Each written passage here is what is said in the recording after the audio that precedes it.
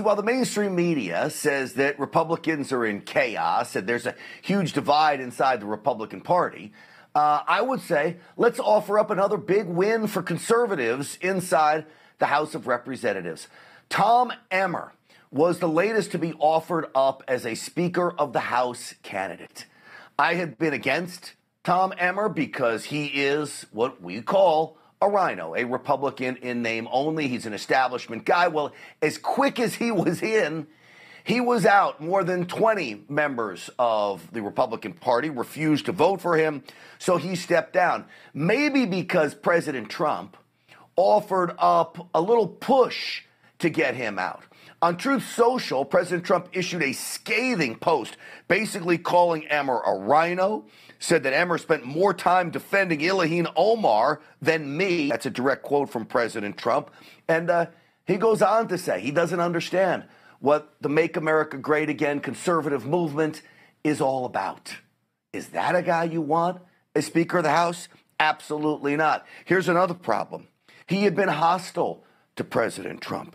He never endorsed President Trump along the way. This is why today President Trump said this about Tom Emmer.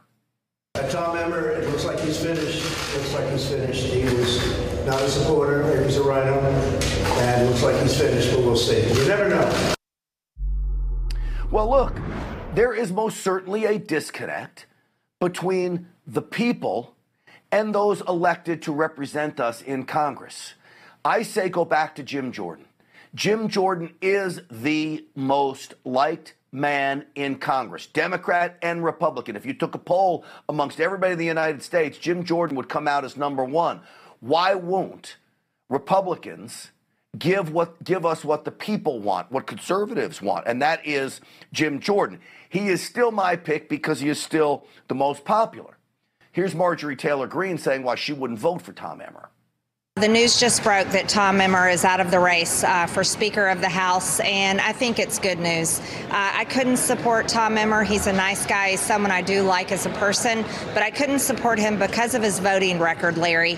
We need a Speaker of the House that reflects the values and the views of Republican voters across the country, and they support President Trump, and they support his agenda, and Tom Emmer does not. His voting record, he voted against President Trump's transgender ban in the military. He voted for the Democrats' gay marriage bill that allows churches to be sued if they don't support gay marriages.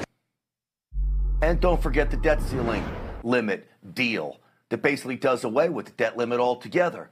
Tom Emmer was also a two-time chairman of the NRCC, the National Republican Congressional Committee. This is a fundraising arm of the establishment.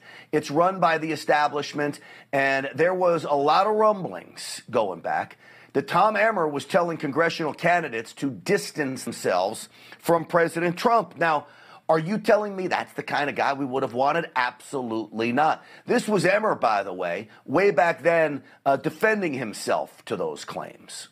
Have you or your team at the NRCC recommended to any Republicans that they distance themselves from former President Trump? Absolutely not. The president has been a fantastic ally of ours, especially when it comes to fundraising. And our candidates, again, what we tell them is, you know your districts. You know how to run to the people that are going to be voting for you in November. All right, so this is my message to Republicans. Knock off the bullcorn. Put the egos aside.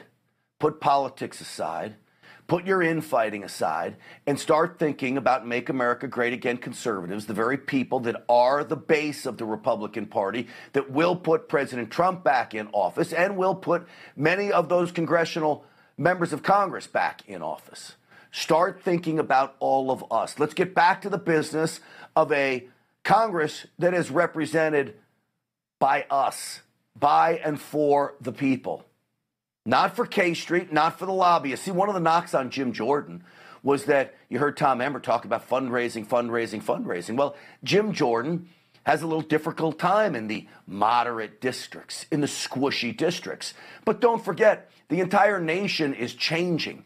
So we may lose a congressional member in a squishy district, but we're gaining members in other districts that are turning more and more red as they see the Biden fiasco firsthand. So I would not get down on all of this. I would not buy into the mainstream media that somehow, oh, this is crushing Republicans and this is going to hurt us come November. It is not. This will be long forgotten. But let's make sure we get the right guy or gal in there. And again, my opinion is it's got to be Jim Jordan. Or I guess there's one other guy who could do it, right, Troy Nels? In Indiana, I think there were maybe 28 or so that stated they're going to choose someone else other than Tom Emmer. I think Johnson had some. I think Jim Jordan had the most with about 12 or 15. So we are, again, back to where we started. If we go to the floor, you know what I'm doing. I mean, let's make no mistake. I'll be nominating Donald J. Trump. Donald J. Trump for Speaker. It's a great move. It'll never happen. These members of Congress could never put their egos aside to let President Trump do it, at least for a little while. He said he'd be open to the idea.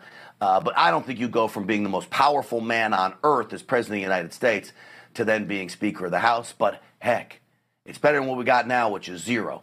The reality is, get back to the idea of Jim Jordan, put differences aside, let's get it done.